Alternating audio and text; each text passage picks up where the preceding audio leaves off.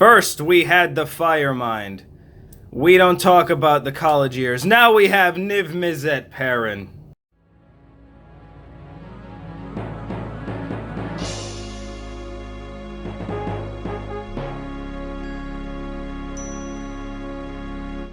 Get out of here. Hey, how's it going, guys? It is Fox, and welcome to an EDH deck tech for Niv-Mizzet Parun. From Return to Ravnica. From Return to Ravnica. The new Niv-Mizzet. The champion. The king. The guy with the nice hair. He has beaten out Niv-Mizzet the Firemind as my main commander for my Izzet combo competitive deck. And that's what this is. This is an Izzet Niv-Mizzet.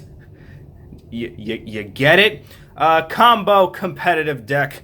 Yep, I wanted to pull a Parun the minute I saw it spoiled. I fell in love with it. This card is bonkers for a couple reasons. Here are the reasons. I typed them out so I don't have to say them, verbally. It's better for me. If you want to see the full list for this guy, I'm going to put him in tapped out. I'm going to put up a new list for this deck on tapped out, so it won't be replacing Math Dragon, which is my Niv-Mizzet Firemind deck. I probably will still build something around Niv-Mizzet Firemind, mainly because this card's fucking expensive and I want to put it to some use. Let's begin with everyone's favorite part. The lands.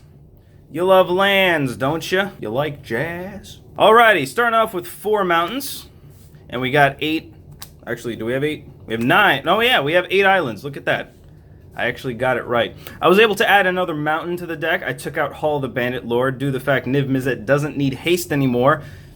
I don't need Hall of the Bandit Lord. It just shocks me for 3 damage and then that's it. Minimo is another card I could theoretically take out of the deck. It doesn't come in tap though, and it doesn't shock me for damage. The untapped legendary sometimes matters for political reasons, so it's worth it to keep in the deck. Riptide Laboratory to avoid wraths that I can't combo off immediately with, so I get to put Niv back in my hand at least. Sodal's Excavations to tap for what I like to call Snapcaster mana. Command Tower because of course. Gemstone Caverns for the lulz. Maze of Ith because you become a massive target, so you need some kind of prevent a little bit of damage. Usually, if Niv doesn't win turn 4 or 5, you're gonna get killed soon. Academy Ruins, you definitely want to get some artifacts back on top of your deck, and you definitely want to draw them again and play them again. Ancient Tomb for some ramp. Reliquary Tower, because the whole point of this deck is to draw your entire deck, so, Cavern of Souls, this is an interesting one because now, since Niv can't get countered, there's really no point to play it. But pretty much every other card in my deck, with the exception of a few, is a wizard. Temple of the False God for ramp, Unclaimed Territory, because it's just a good card. You call wizards and you get mana. Thalaria West, Reflecting Pool, Mana Confluence, not a fan of Pain Lands, but, in this case where Niv's new mana cost isn't 2 anymore, it actually is triple blue and triple red, you need colored mana. Steam Vents. Shiny and signed by Noah Bradley. I didn't need to point that out. I decided to because look at it. It's shiny and it's signed. Temple of Epiphany, Cascade Bluffs, Shivan Reef, Scalding Tarn, which is stupid expensive. My God. Sulphur Falls, Spire Bluff Canal, and I have the Planeswalkers in here for some reason.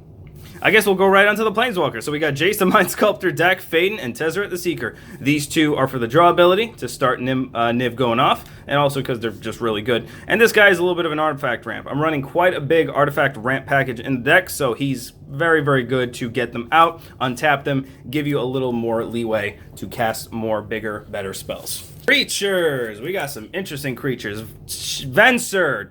I think Shaper Savant, but I don't really remember his full name. It's a foreign card. I probably should play the English one, but I don't remember. It brings a spell or a permanent back to the opponent's or player's hand, so it counters, technically, uncounterable spells. Trinket Mage, get your Soul Ring, your Mana Rock, your Mana Vaults out. Phyrexian Manamorph, copy those Soul Rings, Mana Vaults, and Mana Crypts out. Archomancer, to get back your instant sorceries. A French Consecrated Sphinx. I know I hate him too, but he draws cards. Snapcaster Mage to recast some stuff. Psychosis Crawler in case you want to deal some extra damage when you're drawing a bunch of cards. Lab Maniac is the alternate win condition. You get him out, you draw your deck, then you win. Tandem Lookout, he is one of the 3 pieces that combos with Niv. Niv's combo, by the way, is whenever you draw a card, you deal 1 damage to an opponent. Tandem Lookout, along with Curiosity and Affinity and I say, whenever this creature deals damage to an opponent, you draw a card. Hence a loop. And then Spellseeker, which is a new card I added, just for an instant or sorcery where converted mana costs 2 or less. A lot of the big important spells in this deck are 2 or less. Anything to combo with Niv or to cantrip with Niv, so, helps you get those cool things out. Artifacts. We have quite an artifact ramp package. Chromatic Lantern, Soul Ring. This is out of order and it angers me. Gilded Lotus, Mind Stone, the cool DCI promo that I think they should reprint because look how cool that is. It's actually a brain rock. Chrome Mox, Izzet Signet, Mana Vault, Lotus Petal, Mana Crypt, yeah, I'm a dick, Commander Sphere, Coalition Relic, and Dragon's Horde. Dragon's Horde's a new entry to the deck, and I love this card. Cast Niv, you put a, what is it, a gold counter? Yeah, you put a gold counter on it. Get it? Because the Desolation of Smaug. Dragons like gold, I guess. And you can remove that gold counter to draw a card, triggering Niv. Which means you can hopefully win. Scroll Rack to cycle through your deck, Temple Bell to, do some random stuff. Lightning Greaves, another card that really isn't needed because Niv doesn't need haste, but Niv does need Shroud, so that can help sometimes. Sensei's Defining Top, like the mat, because, it's a commander staple. And then Paradox Engine, because I'm a dick. Enchantments, we have a Russian Omniscience. I can only imagine what that actually says in Russian. Curiosity, Ristic Study, and then what I find to be the most valuable card in the deck now, Ophidian Eye, your flash combo game winner. So, the way it works is, when you cast Niv, the opponent's got to cry, because they really can't do anything. Unless they venture it to your hand, in which case, alright, fine, you got me, I gotta wait a turn. But, if you cast Niv, they can't counter it. It says it right there. Here, I'll bring it up close. Can't be countered. Once it's on the field and you've passed priority, they will attempt to Swords, Plowshare, Path to Exile it, destroy it, whatever. As long as it's a non-creature removal spell, or if they cast anything else, like if they cultivate, you can then cast Ophidian Eye. Because it has Flash. You flash Ophidian Eye onto Niv-Mizzet. Stack goes like this. Ophidian Eye was the last thing in, it's the first one out. So Ophidian Eye triggers first, it's on Niv. Niv's triggers goes on the stack second. You draw a card. Ophidian Eye triggers. Whenever you draw a card, Niv-Mizzet triggers. Whenever you draw a card, you deal 1 damage to an opponent or to any target. Ophidian Eye triggers. Whenever this creature deals damage, you draw a card. And cycle and cycle and cycle. So you can kill that player before their spell ever goes off.